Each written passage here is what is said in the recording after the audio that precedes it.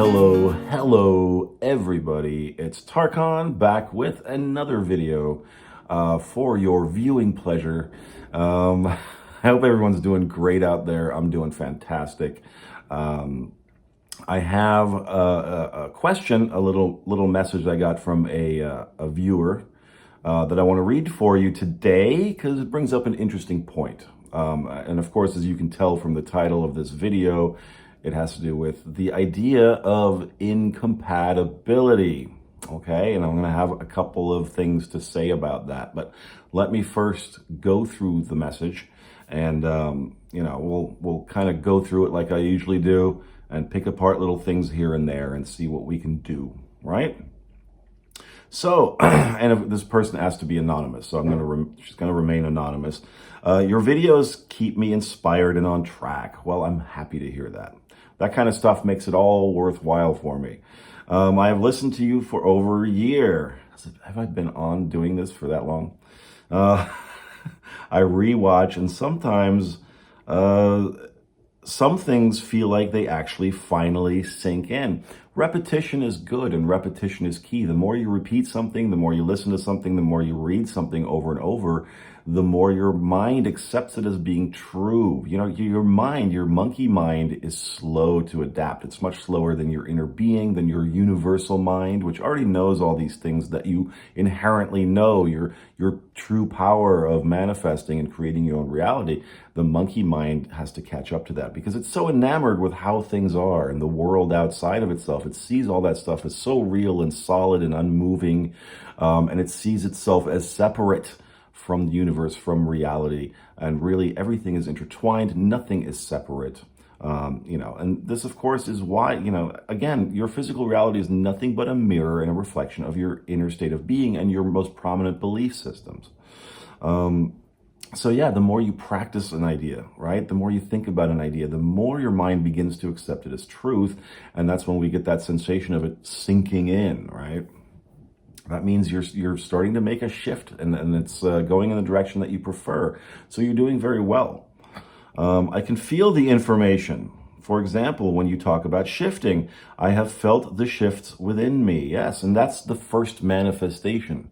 That's the first thing. People think, oh, it's a sign. It's actually a manifestation. The first thing that's going to change is a shift. It's going to be your inner state of being that's going to shift and change before the physical shift shows up, because the physical shift, like I said, is only a result of the inner shift that you're making, right? So that's the first manifestation, really. A thought is a manifestation, you see? And so a thought like, hey, I'm worthy, is going to attract another thought like it, okay? And those thoughts are going to attract more thoughts like them. And those are all manifestations that lead ultimately, they coalesce together, they form a mass, okay? They snowball into a physical manifestation that is now, being determined, as it is always being determined, by what you're thinking and saying to yourself most of the time. Because a belief is nothing more than a chronic thought. It's a thing that you think over and over and over until your mind begins to accept it as truth. But really, you're the one who made the truth. You're the one who created the truth. There is no inherent truth in anything other than what you decide. So perhaps the only real truth is that you're the one who's creating all the truths and untruths and the ideas and the belief systems, right? So when you talk about shifting, I felt the shifts within me. It's almost like my soul or body finally gets it. Yeah, well, your soul is always getting it. It's always communicating with you. It's your mind that's finally catching up to it. Very hard to explain. It is. Now you understand my dilemma. Manifesting is easy. Absolutely. And, consider all the things you've manifested that aren't so great. When you consider that you've manifested those things too, and not from a place of blaming yourself for it, again, we do this stuff by default, right? We don't know any better for the longest time. But those are manifestations too. And if you can manifest something you don't want, then you can just as easily manifest something you do want. All right. It's really that simple. But we try to complicate things. We want to get under it's, turn it around, or look at it from all angles. It's not necessary to overthink these things. I deal with that a lot in my coaching. People just overthinking everything, and learn to turn off your mind.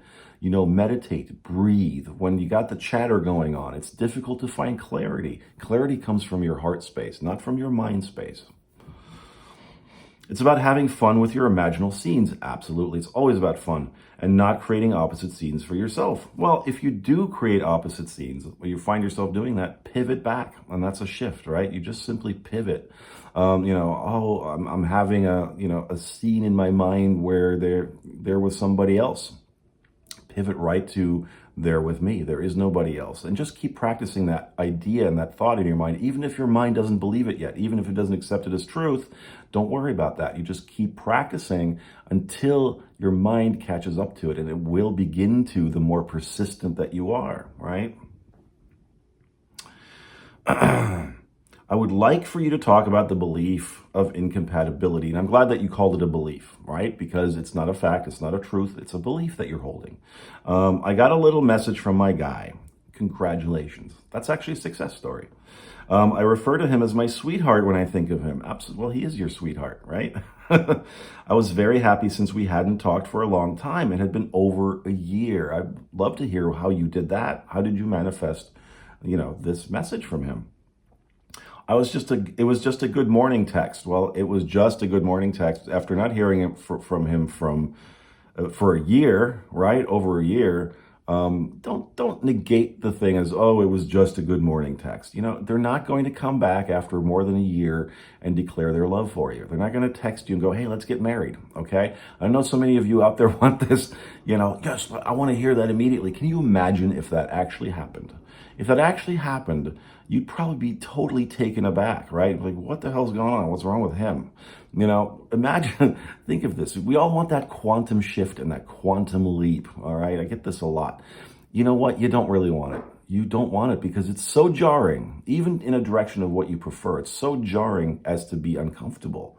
Consider the quantum jump that this world made very recently. How comfortable was that? It's going to be just as uncomfortable in the direction of what you want because you're not prepared for it. That time delay is important, okay? It's for you, it gives you time and an opportunity to prepare yourself for your manifestation, to work on it, to work out the details, to consider and discuss in your mind and in yourself, what is it I really want here? Do I still want this thing I wanted a year ago? Do I still want this thing that I wanted 6 months ago? Is that still important to me? Well, what's important to me now? Because we change as we go through life, right? As we collect more experiences. So be grateful for that time delay, all right? So just a good morning message after over a year, I would say that's quite a victory, all right? He's communicating, he's reaching out to you, and that indicates interest on his part. And it indicates that you've let go long enough now that was allowed to move in, all right? These are the little steps, okay? These are the bridges of incidents that lead to the final manifestation, okay? I said good morning back. Perfect. Good morning. I was very happy and celebrated and see it as a beautiful indication of communication between us. Absolutely. Well, it is a manifestation, right? It has been a few days since the communication, and I find myself thinking I'm unworthy because maybe you haven't heard back from him yet. It's been a few days, and now you're going right back to, well, why hasn't he texted me again? Why, where is this all going? Why isn't it, now jumping into us being together again? Allow for the time, okay? Now you've had an indication of moving in a direction where something is happening, something's moving for you, okay? And that's your indication from your physical reality saying, oh, I'm doing well here. So this is when it's really important. It becomes more important than ever to stay the course, okay? And I know it's very easy for the mind to sort of null and void that great manifestation of getting the text from him from after over a year of no communication. But this is kind of when it becomes critical to stay the course, and usually people turn back at this point, right? They go, oh, well, he texted me and I didn't hear from him for 2 or 3 days, so now this is all BS. I'm going to give up. I guess it's all over. Don't give up so easily. This is a good indication, and allow for it to sink in, celebrate it, and use it as fuel to energize you to move forward in your quest for this thing, okay? So, don't turn back as you've gotten halfway across the bridge. People do this all the time, and then they wonder why they don't make any progress.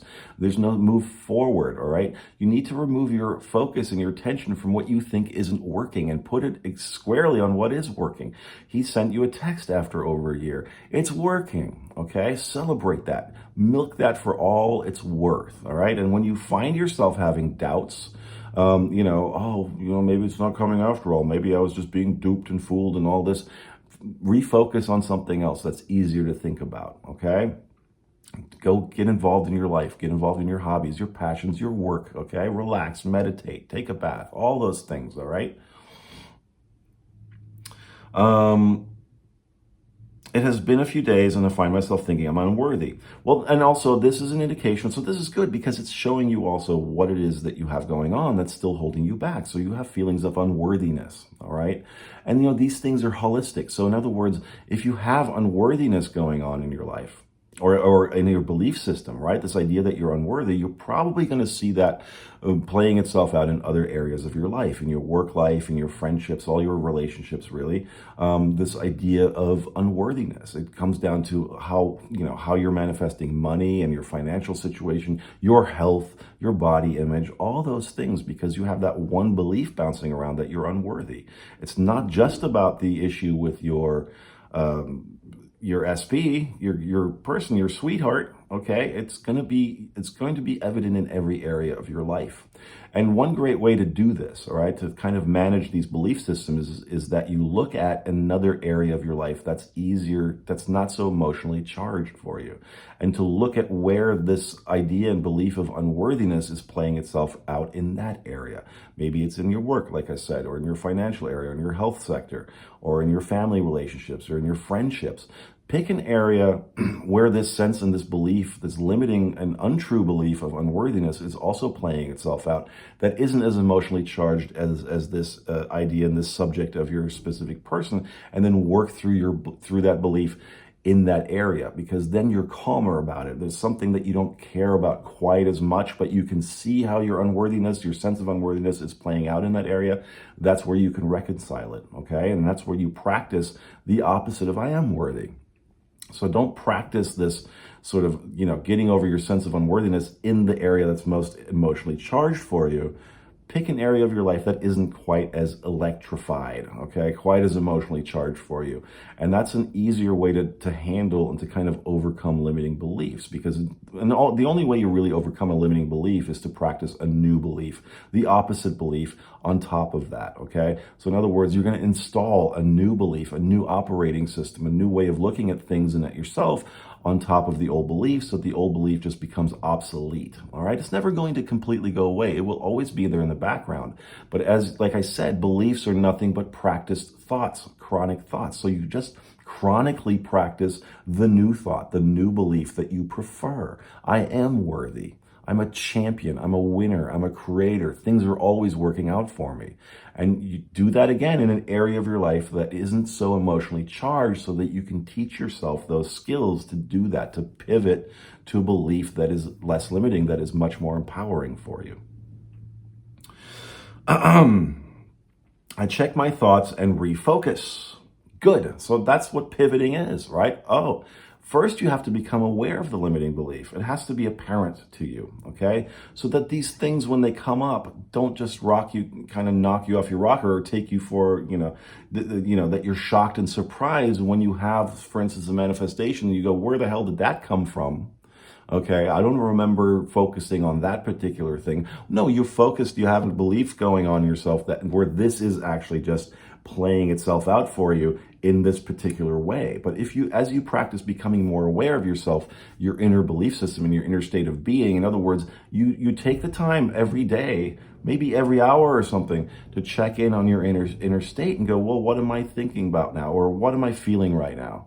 And so then you discover that, and you ask yourself, I'm feeling anxious, I'm feeling nervous, I'm feeling sad, I'm feeling apathetic, I'm feeling depressed. And you think, well, then what was I just thinking about? And in what way was I thinking about it just prior to having that feeling? Because that's a communication from your inner being, you see. It's letting you know, like a compass. Okay, your emotion about this thought that you had is letting you know whether you're point it towards what you want or point it away from what you want in terms of your thinking. So as you practice becoming aware of what your sort of predominant inner state is, that gives you much more power and much more ability to shift and pivot in that moment. So when you say, I check my thoughts, that's perfect. And the more you do that, the easier it becomes. Again, that you just kind of do it within a matter of seconds. Ooh, I'm feeling kind of anxious. Well, what was I just thinking about? Oh, I see. Okay. I was thinking about that subject in this way, and that's caused my emotions to react and respond to me, trying to communicate to me that that is an untrue thought that you had. All right, that's a thought that's pointing you away from what you want. So pivot right now. Okay, what's the opposite of that thought? Oh, it's this. And pay attention to how your feelings shift around that new way of thinking. When you feel relief, or at the very least relief, or you feel, and relief can be a wonderful feeling, right? It can be just this peaceful kind of wave of peace coming over you. It's a wonderful feeling. So then that's your indication. Oh, follow that train of thought instead. Practice that way of thinking instead, you see. It's all about learning to read these things, your inner state, okay? Stop trying to read what's happening out there all the time. Learn to read what's happening in here, because again, out there is just corresponding to in here, all right? So I check my thoughts and refocus. Perfect. Keep doing that. Keep practicing that. And that's for all of you out there. The one aspect I'm having a hard time shaking is the thought that we may not be compatible. Age difference is the main one. So you have issues about your age, right? 10-year age difference. I'm the older one and female. So then here you go again. This is a great indication of what you believe about yourself. We put up limits for ourselves when we have that underlying base limiting belief of I'm unworthy.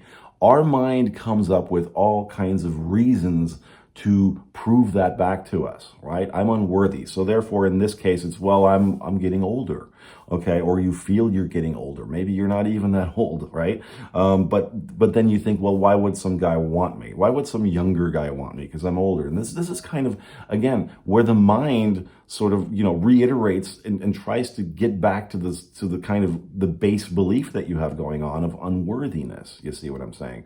So again, this is probably playing itself out, not just in this subject with this person, with your sweetheart, but with other relationships, other areas of your life, your body image, the way you look at yourself, right? I'm getting older. I'm not as desirable as I used to be. So that, again, is just another offshoot of the base limiting belief of unworthiness. So you start practicing worthiness, the idea of worthiness, and what does that look like? What does that feel like if you were to look at yourself as being worthy of everything that you want, right? As a worthy person. You start telling yourself, I'm attractive, I'm a catch, I'm super sexy. Hell, I'm a is it a jaguar? What is the what is that thing when older women are really sexy? I can't remember the word. Is it jaguar, leopard? Anyway, whatever it is, I'm sure you know what I'm talking about. But again, it comes down to the way you're looking at yourself. And so if you think that he's looking at you that way as well, and why would he be contacting you and saying good morning? It shows interest. So he's interested in you. Okay. And if you guys dated a year ago, there was still an age difference a year ago between the two of you. It didn't matter to him so much, but it matters to you, right? And that's what you got to reconcile in yourself. And that's when you begin reintroducing new beliefs about yourself. All this stuff doesn't make sense that he wouldn't like me because I'm a catch. I'm beautiful. I'm a jaguar. I know that's not the right animal. A cougar. That's what it is. A cougar. I'm a cougar, right? And you know what? You're probably in your 30s and you think you're old. Everybody thinks they're old at whatever given age. I thought I was old when I turned 25. Then I thought I was old when I was 30. Then I'm 40. I'm going to be 45 this year. And I look back on being 40 going, wow, I was a baby. I look back at 35 going, I was a baby. But when I was that age, I thought I was the oldest, human being in the universe. Again, it's just a mindset that you have. It doesn't really mean anything, okay? I've seen people in their 60s who look amazing, all right? You can look at my mother. She's 79. You wouldn't believe it if you looked at her. She's still quicker and more energetic than me. She bounces up those stairs and I'm like, so it doesn't matter. It's all up in here, okay? But I got off on a tangent a little bit. But let's see. So Age difference is the main one. 10-year age difference. I'm the older one and female. And of course, there's also a social aspect of this, right? There's always the idea that if an older man is dating a younger woman, it's more acceptable than an older woman dating a younger man. But this comes back down to accepting those things as truth, as your personal truth. Why are you accepting society's norms as your personal truth? It has nothing to do with you. What other people think has nothing to do with you. It's only what you think that matters in your life and for your manifestations and the direction that your life takes and the nature of your manifestations. Okay? And again, if we follow the principle of everything and everyone is you pushed out, then of course you're going to hear more things out there in TV and movies that support this limiting belief you have about yourself. And we think that it's about people, the external reality is just proving to us that we're right about our limited belief, when really it's just it's the fact that we have the limiting belief to begin with, that it's being reflected in the external reality. So when you practice a limiting belief like I'm too old for this guy, or I'm just too old in general, you're gonna hear this shit on movies. You're going to hear it on television. You're going to hear people talking, oh my God, she's so old for him. I can't even believe they're so incompatible. See, because that's just showing back as a reflection of your original belief. So that's your indication that you've got to get rid of that, or you got to practice a better belief on top of that belief, right? And you have you have total permission. You can give yourself total permission to dismiss that belief outright as complete nonsense. Why should I be too old for him? What is the age? You said 10-year age difference. My mother and stepfather had a 15-year age difference. It was a wonderful marriage until he passed. But, in the 15, 20 years they were married, it was a wonderful marriage. It worked out amazingly well. These things work out well all the time. There are people out there who have 20-year age differences, 30-year age differences. Look for stories that support that idea. Go look for people that are, women that are dating younger men or married to younger men. Who's the Demi Moore or something? There's like actresses out there and celebrities too. There's people you can find who have an amazing time together, an amazing relationship, and there's way more than 10 years age difference. So again, it's going to be about what you accept as truth. And if you accept this one thing as truth, and you accept, or you focus on the idea that somehow you're too old for him or just too old in general, you're going to keep seeing only evidence that supports that limiting belief system. But if you switch and go, you know what, maybe I'm not. Maybe there's another way out there. Maybe there's another way to think about this. There's another way to look at this. You start seeing more and more evidence and examples of people living those kinds of relationships and making them work fantastically. All right? It's out there. All the things, all the possibilities are out there. The ones that you perceive the most in your life are the ones that you focus on the most. As you remove your focus from a limiting belief and you put it on a more empowering belief, watch how things start to change. Watch how different situations begin to show up to reflect your new practice belief. I ran into a video of incompatibility. You ran into it, like it just happened. Again, you have this belief system. So you're not just running in willy-nilly to videos that talk about incompatibility. You're manifesting those videos. You're bringing them into your awareness because you are aware of this in terms of it being some kind of an issue, right? This spiritual guru who does not subscribe to manifesting, but does subscribe to other metaphysical theories, belief systems, probably something along the lines of everything is this custodialism, like things are meant to be or not meant to be. There's this external force out there that's telling us what we can and cannot have. And, this is all based in sort of these old kind of religious belief systems that we have. This kind of the all-powerful this that determines and gets angry and punishes or rewards us or lets us know what we're allowed to have and what we're not allowed to have. Bunk them, all right? Bunk them. You just give yourself permission to dismiss people like this outright. Anybody that teaches you limitations and that you can't have something should be tossed out the damn window.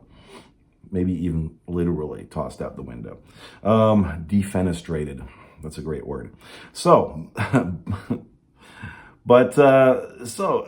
he suggests that if your relationship did not work out, then you were ignoring the fact that you were incompatible. How dare you ignore this monumental institutional fact that you're incompatible. How can you do that? How can you ignore that?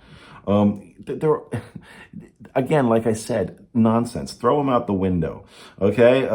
Burn his house down. Please don't actually burn his house down, but burn it down in your mind, okay? Again, like I said before, we come upon these things like, you're going to hear things in movies about, oh my God, they had such an age difference. What were they thinking? It didn't work out. You're going to run into videos of incompatibility because you're focused on incompatibility. You're focused on this age difference being some kind of monumental obstacle for you to overcome, or maybe you can never overcome it, and what can be done. And you keep practicing that idea. And so what you're doing is you're not just, again, willy-nilly running into some video that supports this idea. What you're doing is creating that video. You're actually putting yourself in its path, right? Or it's been put on your path. It's coming back as a direct reflection to you of your limited belief about yourself in terms of you guys being incompatible in an age sense, okay? Or you being unworthy, and therefore, things come up to your mind wants to show you all the ways that you are unworthy because you've been practicing that belief. If it wasn't about the age thing, it would be some other thing. Maybe one of my legs is shorter than the other. Why would anyone want to date me? Look how unworthy I am. Ridiculous things like this. This is like a reflection, this video, okay? And instead of saying, oh, this is now a physical external proof of what I've been thinking and suspecting all along, that we're somehow incompatible, and that has to do with this age difference or whatever it is, or that I'm unworthy of having what I want or being with somebody that I want to be with. It's a direct reflection of that, okay? It's not that thing shows up to prove to you that you're right. It's showing you what limiting belief you have going on so that you can then give yourself permission to drop that belief and to practice the opposite belief, okay? So that's all it is. That's all. The only reason this stuff comes up, it's not to trip you up. It's not to tell you something that you've ignored, like, come on, you're not worthy, you're too old for this guy. Here's us showing you. That's not how this works, okay? All it's saying to you is, you run into a video like that, it's just showing you where you've been placing your focus, primarily. That's all it is. And so you can look at it as something completely neutral and say, oh, I see, here's the reflection, here's the mirror showing me what I've been practicing in my thinking. And so now I know, now I've got this clarity, you see? So now I understand what to drop and what to practice. You practice the opposite belief of that thing. And let me say another thing about incompatibility here, okay, before I sign off. What's the definition? Incompatibility, the condition of two things being so different in nature as to be incapable of coexisting. Now, if we apply that to this idea that really things just are a reflection, external reflection of our inner state of being, then if you are practicing an idea that you're too old, that you're unworthy of having this thing that you want, then the two ideas, the thing that you want and this idea that you're practicing, are incapable of coexisting. So the only incompatibility that exists here is not between you and him and in terms of your age difference or whatever it is. The only incompatibility that exists here is the incompatibility between the way you're looking at yourself, what you believe about yourself, and what it is that you want in life, what you want to be manifesting. That's the only incompatibility. Your idea about yourself is completely incompatible with your vision for what it is that you want, okay? So that's where you'd make the reconciliation. Those are the two differences that you reconcile. And you don't bring your manifestation down to the level of your limiting belief. You bring your belief up to the level of your manifestation, of your desire, okay? That's the thing you want to match in terms of your vibration, in terms of your outlook, in terms of your focus and where you place your attention. And that is always, always a choice, all right? So I hope that's helped you.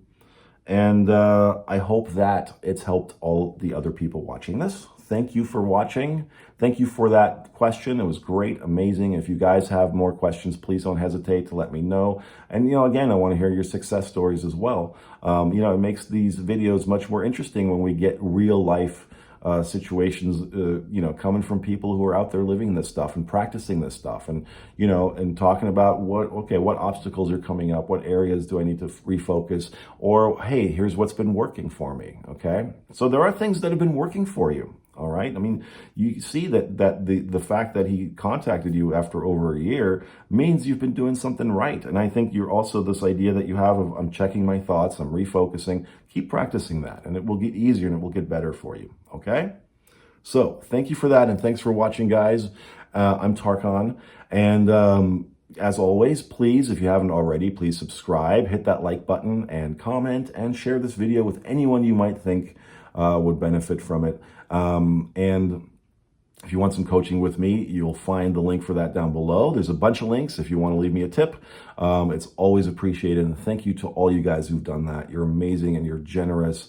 And, even through all of this stuff happening right now, I know a lot of you dealing with a lot of challenges out there. I see things getting better left and right. I see things improving. All right. We're all working through this in our own way. And I know that you guys are also doing that on your own. So, whenever I get like even the $1 or whatever it is, I'm so happy and I'm so appreciative of it. All right. So thank you all for your generosity. Thank you for continuing to support the channel, watching, leaving awesome comments and hitting those like buttons. And I just can't say how grateful I am for that and for you guys checking in with me. All right. And listening to me babble on about things.